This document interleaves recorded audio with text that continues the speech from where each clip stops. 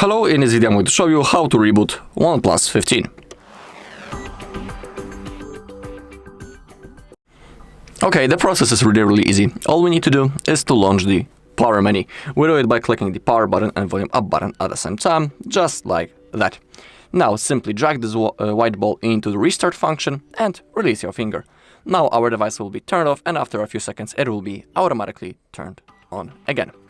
Also, I will tell you that rebooting your device regularly, for example, once a week, is completely okay, and it's even recommended because thanks to that our device is resting for a moment, the RAM gets freed up, so it can also boost its performance, and for example, if your device is lagging, it can solve those problems.